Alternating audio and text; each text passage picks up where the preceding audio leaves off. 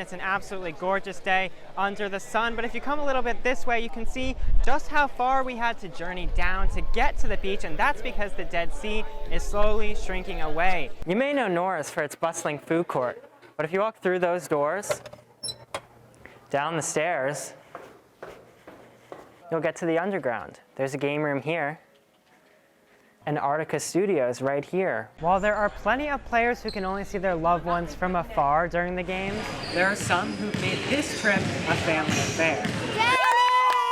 One thing that students on both sides of the conflict made clear is that this is Vladimir Putin's war, and that the Russian government does not represent the will and beliefs of all its citizens. While games kick off in less than 10 days, the media has been busy juggling a whole host of issues surrounding the 2022 World Cup. This is the first election cycle with new district boundaries drawn by Democrats in 2021. Here in District 17, the new lines are designed to maximize the number of urban voters, like here in Rockford, while the larger area is mainly rural. Logan, I heard you went to a golf course this week. I sure did, Vanessa, and while I am a pretty big golfer myself, I wasn't there to play golf this time. Turns out golf courses are at the center of a significant debate among environmentalists and enthusiasts of the sport.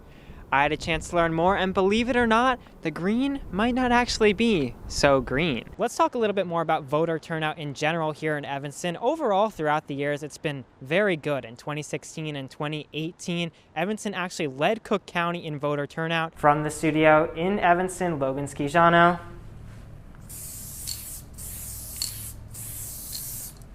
Northwestern News Network.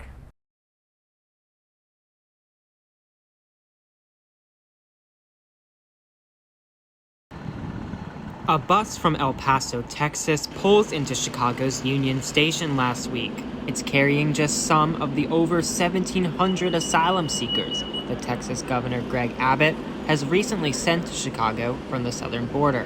While Abbott has come under fire for his lack of coordination, local organizations are helping tackle the challenge.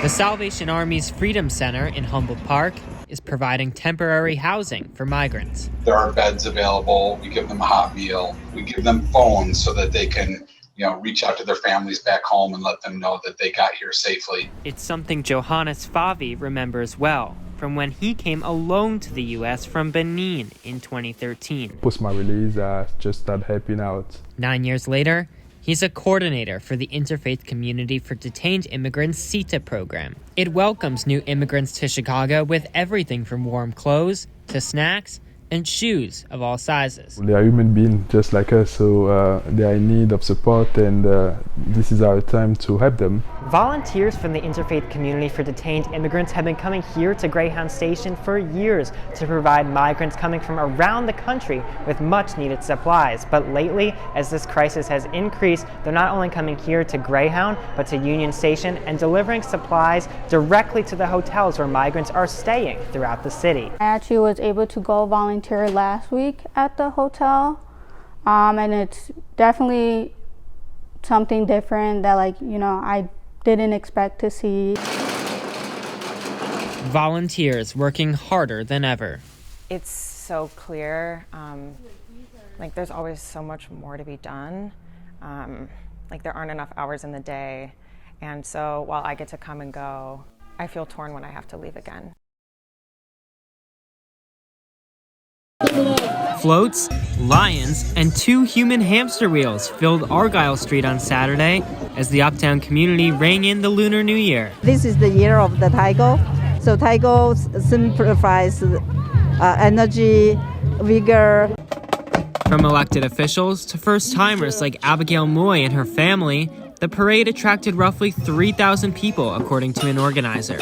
Our kids are getting older and they finally getting excited about how to celebrate New Year's. So we're trying to just expose them to some cultural stuff. They really like the dragon dance, the lion dance. something that looks pretty cool. So. And the parade was more than just fun and festivities. It was about celebrating community and culture here in Uptown Chicago. We have seen people from outside of our neighborhood come here and commit hate crimes against Asian Americans. The only way that we can overcome that is really people coming together in unity against it, and that's what you see here today. Chicago Mayor Lori Lightfoot says it falls on everyone to take a stand. If there's an attack on this community, it's an attack on all of us. The parade through the North Chicago neighborhood dates back 40 years and was the last public event in the area before COVID-19. After a virtual parade a year ago, Saturday's return to the streets was much needed. This is a big opportunity for us to be with friends, with family members, and to celebrate together. Roaring in the new year. Logan Schiciano, Northwestern News Network.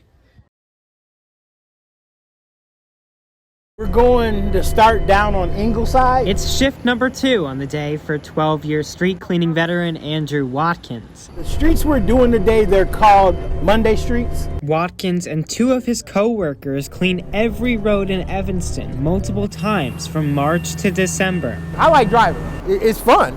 Evanston houses its fleet of street cleaners at its service center on Ashbury Avenue. The city's recycling and environmental supervisor, Kevin Johnson, coordinates the operation. There's 4 zones in the city. Timing is everything. I kind of got it perfected. These 3-wheeled vehicles remove all kinds of debris from the curb. You'll see a main broom. Once that front hopper is filled, our operator will either load onto a dump truck or we'll bring it into our city yards. The job doesn't come without obstacles, from parked cars This is gonna be horrible. to Monday's morning snow. Normally, downtown Evanston is no more than 2 loads. Well, because of the snow and the slush that was down there, I had to do it 5 times. There's never a dull moment on the road. It can be stressful, but you gotta learn how not to let the stress bother you. So you know how it works, but why should you care? Well, 2 main reasons. Obviously, street cleaning is important for aesthetic reasons, but also it keeps debris like leaves and water bottles and wrappers and other things out of our sewers. Keeping trash out of our stormwater system and our sewer system prevents it from getting into the ecosystem as a whole. When it's cleanup day, adhere to the signs. Move your car away from the cleaner's line. And don't try any funny business. It's recording everything. Because this vehicle has eyes, and you could get fined.